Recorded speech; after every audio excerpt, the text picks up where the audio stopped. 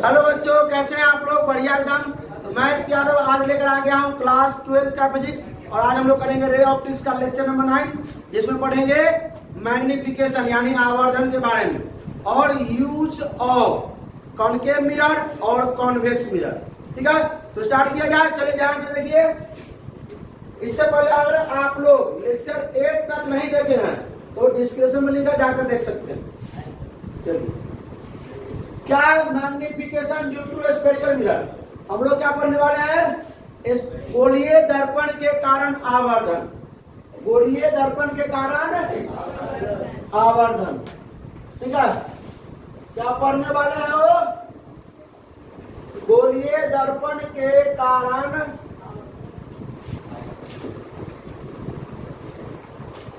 आवर्धन।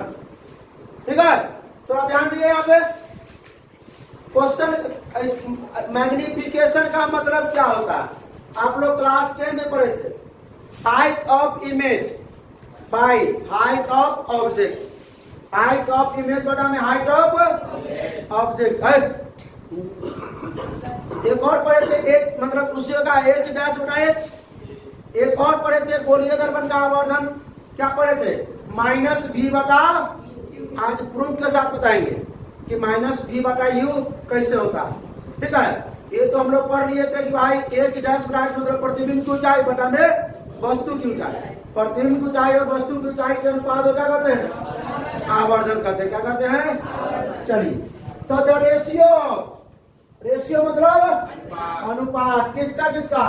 Size of image का और साइज ऑफ ऑब्जेक्ट का। किससे? फॉर अ कॉनकेव मिरर, मतलब अवतल दर्पण के लिए। ठीक है, उसको क्या कहते हैं? मैग्निफिकेशन ऑफ कॉनकेव मिरर, मतलब अवतल दर्पण का क्या करते हैं? आवर्धन करते हैं। ठीक है, क्या है?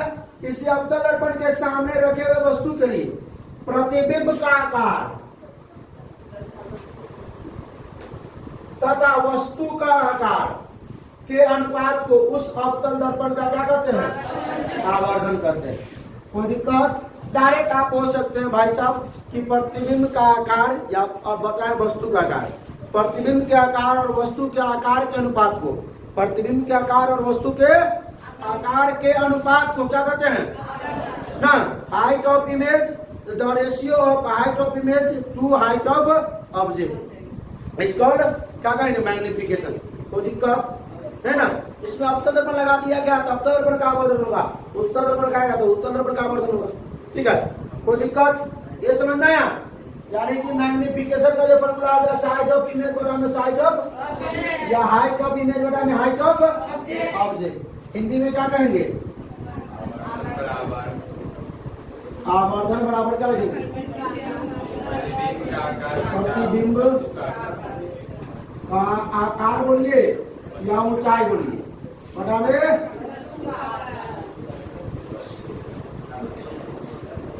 बटा में वस्तु का आकार।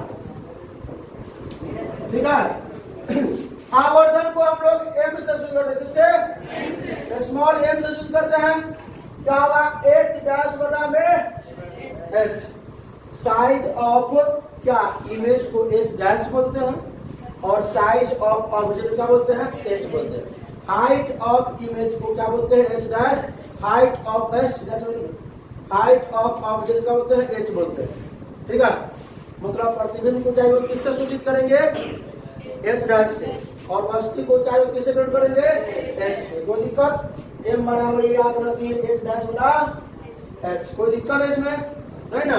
चलिए, प्रूफ कर लिया जाए फॉर्मूला को कि भाई माइनस भी बटा यू कैसे होता है। प्रूफ पढ़े कर लेते हैं। उसके बाद हम लोग पढ़े थे कि हमारे आपके क्लास 12 के सिलेबस में नहीं है ये जो है आपका ये क्या कहता है मतलब टाइप्स ऑफ मैग्निफिकेशन। लेकिन हमने बता दिया है, नोट्स में लिखना तो लिख लीजिएगा, नहीं तो कोई दिक्कत नहीं है, नॉलेज करा भी नहीं जाएगा। ठीक है, और ये इसके बाद जो है मतलब ये यूज ऑफ कॉनकेव मिरर और यूज ऑफ कॉन्वेक्स मिरर। तो पहले इसको तो प्रूव कर लेते हैं। इसको देखिए, सबसे पहले क्या करेंगे हम लोग? एक ऑब्जेक्ट रख, पहले तो ये क्या है? ये कॉनकेव मिरर है। क्या है? एम और एम डैश। ये क्या है? Principal axis. क्या है ये?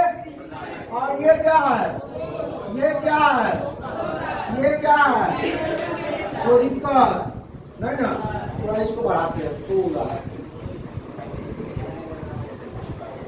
उसके बाद देखिए हमने क्या किया, यहाँ वस्तु रखा, यहाँ क्या करेंगे, हम एक वस्तु रखेंगे, एक ऑब्जेक्ट रखेंगे। ऑब्जेक्ट रखने के बाद क्या करना पड़ता है, कौन बताएगा, बताइए क्या होगा।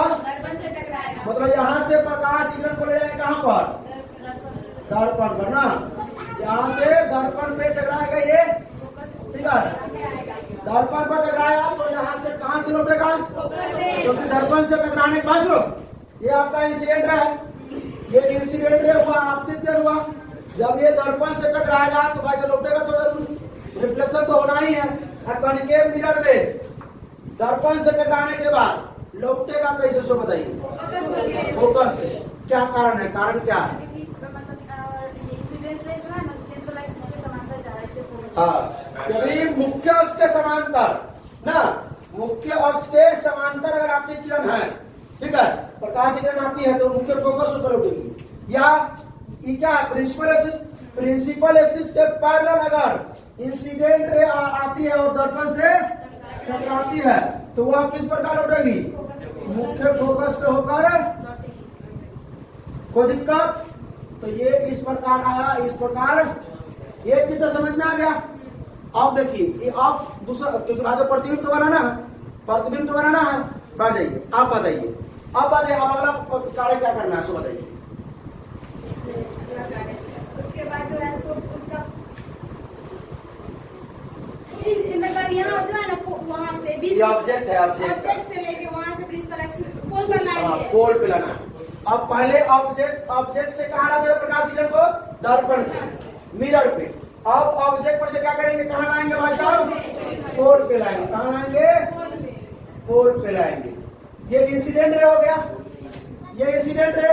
और जैसे ही आपतित किरण यानी इंसिडेंट रे यानी कोई भी प्रकाश किरण कहाँ पर आती है, पोल पर, जैसे ही पोल पे पड़ेगा तो ये जो आपका प्रिंसिपल एक्सिस है, जो प्रधान अक्ष है, नॉर्मल हो जाएगा। क्या हो जाएगा, जब वे करते हैं कि इंसिडेंट रे ना, ये क्या है आपका, और ये नॉर्मल, तो इंसिडेंट रे और नॉर्मल के बीच में जितना एंगल बनेगा, इंसिडेंट रे ये है, ये आपका इंसिडेंट रे है पीला वाला, और यहाँ पे क्या है, नॉर्मल, जितना इसके बीच में एंगल बनेगा उतना ही ना बाहर, मतलब रिफ्लेक्टेड रे और इसके नॉर्मल के बीच में एंगल बनेगा, मतलब परावर्तित किरण और अभिलंब के बीच में उतना ही कोण बनेगा। ये आपतित किरण है, ये और ये अभिलंब, जितना कोण बना उतना ही परावर्तित किरण और अभिलंब के बीच बनेगा। तो जितना एंगल बनाते हुए आया है उतना ही एंगल बनाते हुए क्या करेगा, ये लौट जाएगा। सही है क्या, इतना ही है,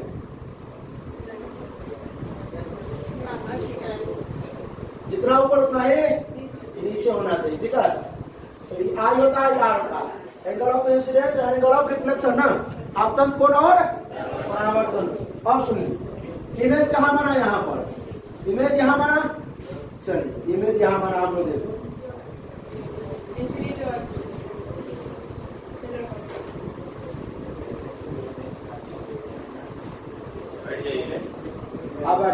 बढ़िया, इतना देर खड़ा नहीं रहने का भाई। यहाँ पर क्या बना भाई, इमेज क्या बना, हमने वस्तु रखा ए बी, वस्तु क्या रखा, इमेज क्या बना, ए डैश बी डैश। कोई दिक्कत। अब चल हम लोग चलेंगे त्रिभुज। कल हम लोग मिरर फॉर्मूला को सिद्ध करते समय, मिरर फॉर्मूला को सिद्ध करते समय, प्रूफ करते समय हमने दो ट्रायंगल लिया था, मालूम है ट्रायंगल, तभी मालूम है तो आप बता दीजिए कौन कौन ट्रायंगल इसमें लिए थे। हाँ ठीक, चलिए अच्छा, ए डैश बी डैश पी लिए थे। ट्रायंगल हमने लिया था ए डैश बी डैश पी लिया था, और सर्वांशम लगभग बराबर होगा किसके, ट्रायंगल किसके, ट्रायंगल ए बी पी। अच्छा ऐसा क्यों, सो बताइए, हमने कारण बताया था। क्योंकि ए देखिए, ये वाला जो है ए डैश बी डैश पी, ए डैश बी डैश पी, ए डैश बी डैश पी, ए डैश बी डैश पी में एक कोण 90 डिग्री है और एक कोण ये देखिए दिखाई दे रहा है, आर है, और ये A B P A B P A B P दिखा दे रहा है ए बी पी ना। यहाँ भी एक कोण 90 है और ये आई, तो आई आर बराबर, तो जब ये मतलब इसका एक एंगल बार न्यून कोण जब बराबर है और ये सम कोण बराबर है, इसमें भी एक कोण 90 डिग्री, इसमें भी एक कोण 90 डिग्री, इसमें भी एक कोण आई, इसमें भी एक आई आर दोनों बराबर ना होता है। तो भाई इसके ये सर्वांशम हो सकते हैं क्या? हाँ, इसके बराबर हो सकते हैं क्या? बराबर पूरा नहीं होगा साइड में, लेकिन भाई सर्वांशम तो हो सकते हैं। तो बताइए अभी हम क्या लेंगे इसमें, आप बताइए कहाँ से पहले क्या हाइट ऑफ इमेज रहेगा क्या होगा? P A B A dash B dash बटा में क्या लेंगे? ए बी क्या लेंगे? बराबर। आप बैठ जाइए, खड़ा हो गए, खड़ा बताओ आप क्या लेंगे?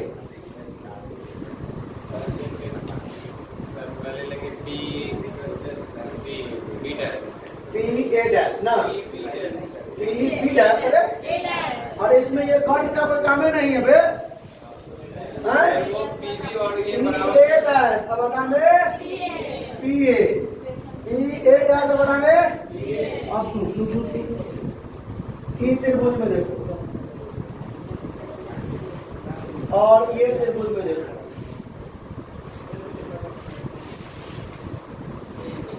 देख रहा, इसमें हमने ये लिया और इसमें ये लिया, ए डैश बी डैश ए, इस त्रिभुज से ये, इस त्रिभुज से ये, इस त्रिभुज से हमने क्या लिया? पी ए डैश, और इस त्रिभुज से क्या लिया? पी ए, क्या लिया? पूरा पेंटिंग सेटिंग हो गया। आया ना समझ में? हो चल बहुत अच्छा। अब क्या लिखेंगे? ए डैश बी डैश को, ए डैश क्या लिखेंगे तो नहीं बताएंगे, एक मिनट बादल खराब। ए डैश बी डैश को क्या लिखेंगे बताएंगे? ए डैश बी डैश कहाँ? ए डैश बी डैश सही, इसको हम क्या लिखेंगे तो नहीं बताओ?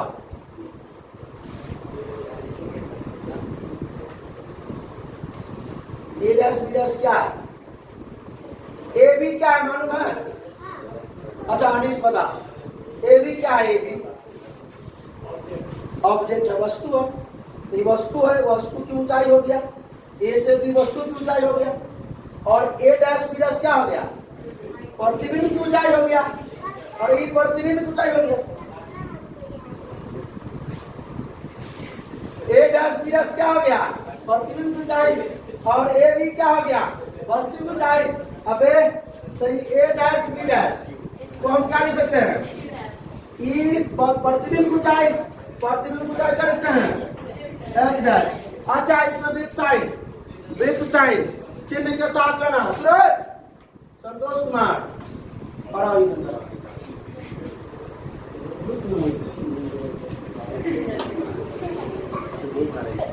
चलिए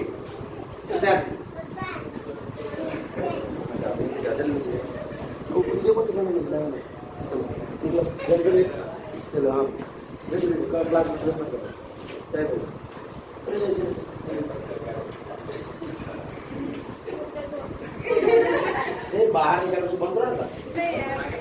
आ चलो भाई चलो। अच्छा एच डैश क्या लेंगे बोलिए? एच डैश क्या लेंगे? माइनस की प्लस, माइनस की प्लस, माइनस की प्लस, माइनस निकालेंगे, क्यों माइनस लेंगे? माना क्योंकि नीचे है, नीचे वाला माइनस ऊपर वाला प्लस, कभी ना बनाना है साइन कन्वेंशन। और बटा में ए बी का मान कितना भाई? एच। क्या लेंगे? एच, क्योंकि हाइट ऑफ ऑब्जेक्ट है, हाइट ऑफ ऑब्जेक्ट को एच मानेंगे, बराबर P A dash, P A dash, P A dash क्या है? Distance of image. यहाँ तो इमेज बन रहा है, इमेज का डिस्टेंस, डिस्टेंस ऑफ इमेज, तो डिस्टेंस ऑफ इमेज को क्या बोलते हैं? भी। डिस्टेंस ऑफ इमेज को क्या बोलते हैं? बाय डिस्टेंस ऑफ इमेज का नहीं पता है क्या बोलते हैं उसको? डिस्टेंस ऑफ ऑब्जेक्ट क्या बोलते हैं उसको? यू। अब माइनस प्लस ना तो आपके ऊपर है क्या, मतलब वस्तु वस्तु की दूरी और प्रतिबिंब दूरी। बाहर निकलो, बना दो क्या रात भर डांस करता है, नींद आता है। रोहित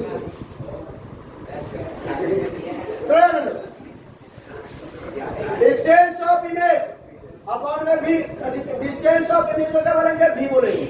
डिस्टेंस ऑफ ऑब्जेक्ट क्या बोलेंगे? यू बोलेंगे। यानी प्रतिबिंब की दूरी को भी बोलते हैं, वस्तु की दूरी को क्या बोलते हैं? अच्छा बताइए, ये भी माइनस में कि प्लस में?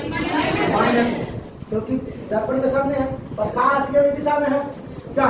चलिए, तो क्या आ जाएगा? माइनस में भी। पी ए, पी से ए क्या बोलेंगे इसको? Distance of object. पी से ए वस्तु की दूरी है, वस्तु की दूरी क्या बोलेंगे? यू। क्या बोलेंगे? माइनस की प्लस माइनस करेंगे, माइनस माइनस कैंसिल।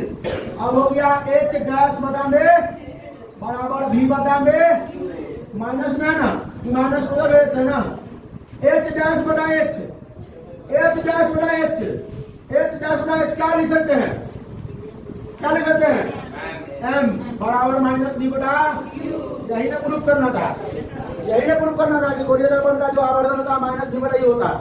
हाँ, हम ये भी लिख सकते हैं एम बराबर distance of image, distance of image upon distance of object. कोई दिक्कत? प्रतिबिंब की दूरी बटा में, प्रतिबिंब की दूरी बटा में। अब type of magnification, type of magnification 3 प्रकार के होते हैं। आवर्धन 3 प्रकार के। पहला होता है आपका कौन? ट्रांसवर्स। दूसरा क्या होता है? Longitude, longitudinal. तीसरा क्या होता है? एरियल। अब इससे समझ में नहीं आएगा, याद रखिएगा। Transverse magnification, longitudinal magnification, areal magnification. ठीक है। हिंदी में अनुप्रस्थ आवर्धन, अनुदैर्ध्य आवर्धन, क्षेत्रीय आवर्धन। ठीक है। इस सब का डिफिनेशन नहीं लिखा है, ठीक है, क्योंकि मायने नहीं रखता। चलिए, जानना जरूरी है। भाई कोई पूछ दिया भाई आवर्धन पढ़े हैं, कितने प्रकार के होते हैं, क्या क्या होते हैं, तो ये सब देखिए। अब आइए तीनों को हम क्या करते हैं, इसको एग्जाम्पल लेकर के पिक्चर में समझाते हैं कि ट्रांसवर्स क्या होता है। ट्रांसवर्स समझते हैं? लंबवत। ट्रांसवर्स क्या होता है? लंबवत। और लॉन्गिट्यूडनल क्या होता है? पैरेलल। लॉन्गिट्यूडनल क्या होता है? पैरेलल। एरिया जो होगा एक एरिया में होगा। ये आपका क्या है? Concave mirror. क्या है? मिरर को मान लेते हैं एम डैश मान लेते हैं। ये आपका क्या हो गया? प्रिंसिपल एक्सिस क्या हो गया? ये पोल है, ये फोकस है, सेंटर ऑफ कर्वेचर है। इसमें से कोई मतलब नहीं। ठीक है। मान लेते हैं हम यहाँ पे क्या रखें, थोड़ा इसको बड़ा कर दें, थोड़ा बड़ा।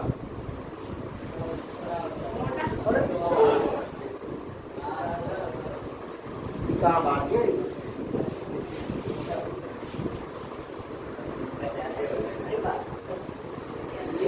क्या हो रहा है ना? इसको हटाइए, दूसरा लाते हैं। डांस नहीं करवाना है।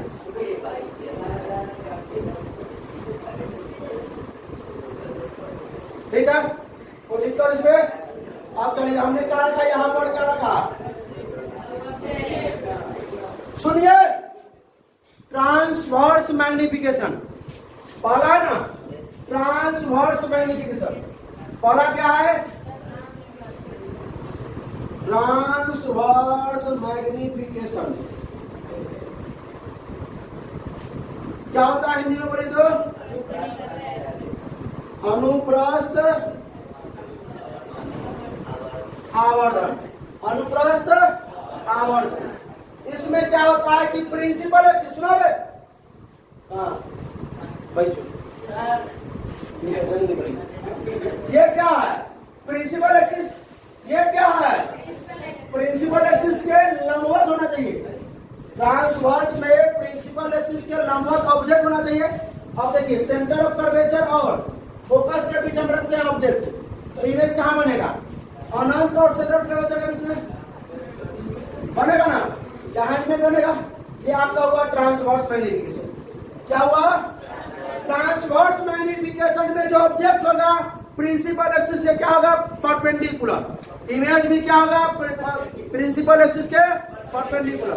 हिंदी में कहे तो जो आपका ये अनुप्रस्थ आवर्धन है, उसमें जो वस्तु होगा वो प्रधान अक्ष यानी मुख्य अक्ष के लंबवत होगा, और जो प्रतिबिंब बनेगा वो भी जो प्रधान अक्ष है उससे क्या होगा, लंबवत है कि ना भाई। 90 डिग्री कोण बना रहा है कि नहीं बना रहा, कोई दिक्कत। उसके बाद क्या, लॉन्गिट्यूडनल, लॉन्गिट्यूडिनल मैग्निफिकेशन, मैग्निफिकेशन क्या बोलते हैं, अनुदैर्घ्य, अनुदैर्घ्य आवर्धन। तो इसमें क्या है, इसके क्या रहेगा, लंबवत पैरेलल होगा। अनुदैर्घ्य में पैरेलल हो सकते हैं, क्या हो सकते हैं, ये आपका क्या हो गया, मिरर हो गया, ये आपका पोल हो गया, ये आपका क्या हो गया, फोकस हो गया, ये क्या हो गया, सेंटर करेज। ये सब नहीं भी दीजिएगा तो कोई दिक्कत नहीं, ठीक है।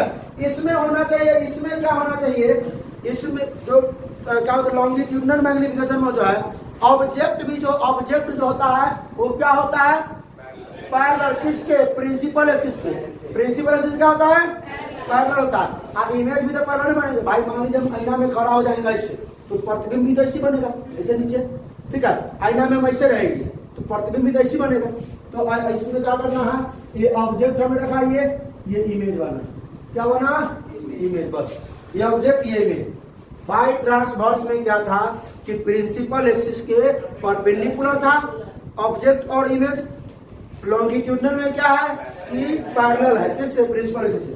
इसमें क्या, एरियल, मतलब एरिया में हमको लेना है, किसमें लेना है, एक एरिया में लेना है, मतलब क्षेत्रफल में लेना है।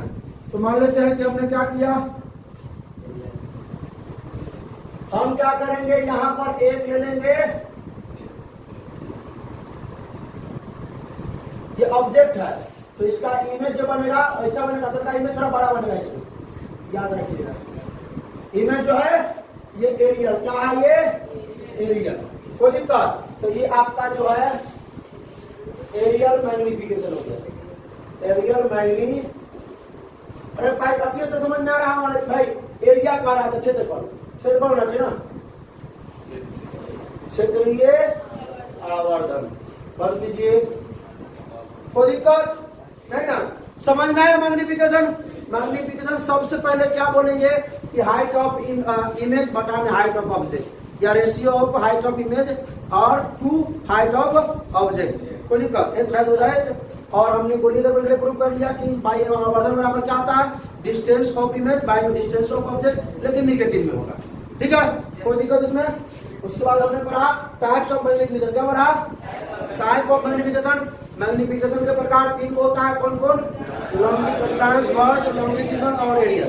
ट्रांसवर्स में क्या होता है, ऑब्जेक्ट इमेज प्रिंसिपल एक्सिस के परपेंडिकुलर होता है, और लॉन्गिट्यूडनल में प्रिंसिपल एक्सिस के पैरेलल होता है, पैरेलल इमेज और ऑब्जेक्ट दोनों। इसमें एक एरिया में होता है, एक एरिया में। मान लीजिए दर्पण है, आईना में हम एगो ऐसे रख देंगे तो इसके एरिया ही ना बनेगा भाई, कोई दिक्कत।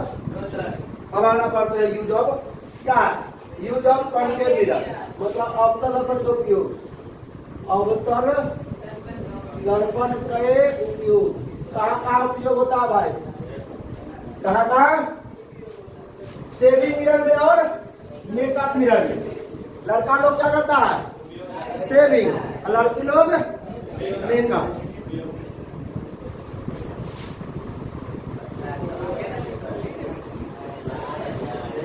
कोई दिक्कत, सोना पहला जो होगा शेविंग मिरर में क्या आता है, मेकअप मिरर में इसका यूज, ठीक है।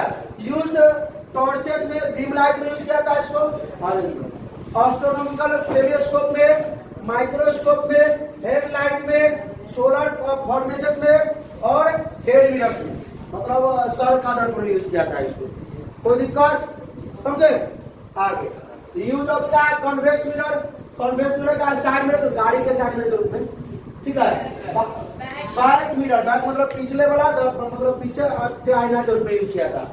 देखिए हाई फील्ड व्यू मतलब ज्यादा क्षेत्र, हाई फील्ड व्यू मतलब ज्यादा क्षेत्र, ठीक है, बहुत ज्यादा क्षेत्र देखने को। मान लीजिए कि अगर मान लीजिए अवतल दर्पण लगा दिया जाए तो अवतल दर्पण तनिके में बड़का दिखाता है और बड़ा बना देता है। अगर हम मोटरसाइकिल में आईना लगा देंगे अवतल दर्पण वाला तो ट्रक और बड़का दिखेगा, और उतना पीछे उतना बड़का ट्रक दिखेगा उसमें, उतना कोई ना में, तो अवतल दर्पण जो है क्या करता है कि कितना पीछे है तो उसको कितना बड़ा है उसको छोटा करके वो दिखा देता है आईना में, उसको छोटा करके आईना में दिखा देता है। उत्तल दर्पण कौन? उत्तल यानी कॉन्वेक्स मिरर। अवतल दर्पण थोड़ा बड़ा बना था, ठीक है। उत्तल दर्पण जो है सारे लोग इसीलिए करते हैं ताकि क्या होता है, ताकि उसका प्रतिबिंब छोटा बनता है अवतल में, छोटा। उत्तल दर्पण में प्रतिबिंब कैसा बनता है? छोटा बनता है। कैसा बनता है? क्योंकि पीछे बड़ा बड़ा करना का उतना ही कोई नहीं बना देना है उसको पिक्चर, ठीक है। उसके बाद देखिए सेफ्टी मिरर के रूप में। सेफ्टी मिरर क्यों कहा गया इसको?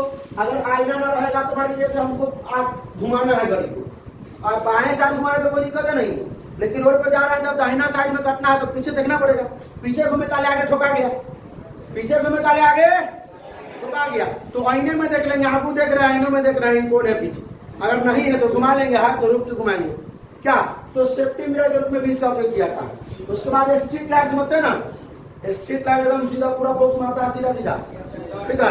हाँ, और सन ग्लासेस के रूप में, ठीक है, इसका उपयोग किया था। कोई दिक्कत? तो आज का क्लास जो है इतना ही हो रहते हैं। अगला क्लास में लोग पढ़ेंगे रिफ्रैक्शन। क्या पढ़ेंगे? अब बेसिक तो क्या जल्दी क्लास चला जाएगा, ज्यादा नहीं, अब 5 से 7 लेक्चर और होगा। अभी तो 9 लेक्चर हो गया, ऐसा बेसिक था, अब तो स्पीड चलेगा। अब मतलब प्रॉपर टॉपिक पर हम लोग चलेंगे, उतना बेसिक लेकर नहीं चलेंगे और उतना मतलब क्या कहते हैं विस्तारित में नहीं बताएंगे, ठीक है। तो अगले दिन हम लोग पढ़ेंगे क्या? रिफ्लेक्शन ऑफ रिफ्रैक्शन, प्रकाश का अपवर्तन करने वाले, ठीक है। तो आप लोग रिविजन कर जाइएगा, आप लोग भी भाई साहब, ठीक है। तो कैसा लगा वीडियो? अच्छा लगा तो अपने दोस्तों के साथ शेयर कीजिए। कोई प्रॉब्लम है, कोई भी त्रुटि है तो कमेंट करके जरूर बताइए, ठीक है। फिर मिलते हैं नेक्स्ट लेक्चर में। हंसते रहिए, मुस्कुराते रहिए, पढ़ाई करते रहिए, ऑल द बेस्ट।